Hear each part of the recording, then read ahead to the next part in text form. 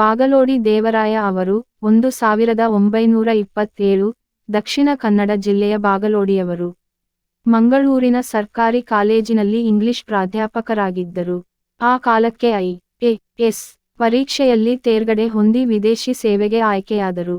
ಮಾಸ್ತಿ ಹಾಗೂ ಇವರು ಸಮಕಾಲೀನರು. ಅದಲ್ಲದೆ ಸಣ್ಣಕಥೆಗಳನ್ನು ಬರೆದವರು. ಅವರು ರಾಯಭಾರಿಯಾಗಿ Italy, Nepal, Nigeria, Philippines, New Zealand, Bulgaria ಮೊದಲಾದ ದೇಶಗಳಲ್ಲಿ ಕಾರ್ಯನಿರ್ವಹಿಸಿದರು.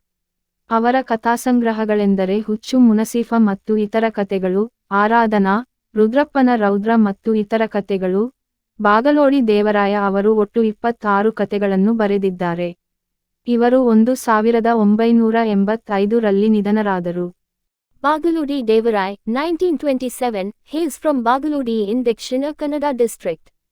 He was a professor of English in Government College, Mangalore.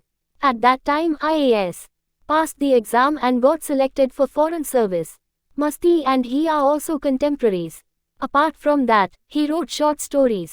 He served as ambassador to countries like Italy, Nepal, Nigeria, Philippines, New Zealand, Bulgaria etc.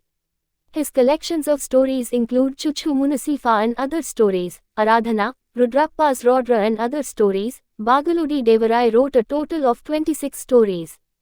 He died in 1985.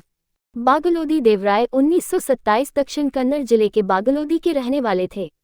वह मैंगलोर के government college में अंग्रेजी के professor थे। उस समय IAS परीक्षा उत्तीर्ण की और विदेश सेवा के लिए चयनित हो गए। मस्ती और वह भी समकालीन हैं। इसके अलावा उन्होंने लघु कहानियां भी लिखी।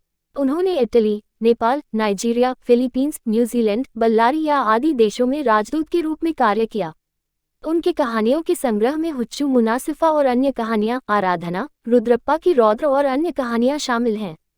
बागलोदी देवराय ने कुल 26 कहानियां लिखी। 1985 में उनकी मृत्यु हो गई। బాగలోడి దేవరాయ 1927 దక్షిణ కన్నడ జిల్లాలోని బాగలోడికి చెందినవాడు. మంగళూరులోని ప్రభుత్వ కళాశాలలో ఇంగ్లీషు ప్రొఫెసర్గా ఉన్నారు. అప్పట్లో IAS పరీక్షలో ఉత్తీర్ణత సాధించి విదేశీ సేవకు ఎంపికయ్యారు. మస్తి మరియు అతను కూడా సమకాలీనులే. అంతేకాకుండా చిన్న చిన్న కథలు రాశారు. Italy, Nepal, Nigeria, Philippines, New Zealand, Bulgaria మొదలైన దేశాలకు రాయబారిగా పనిచేశాడు.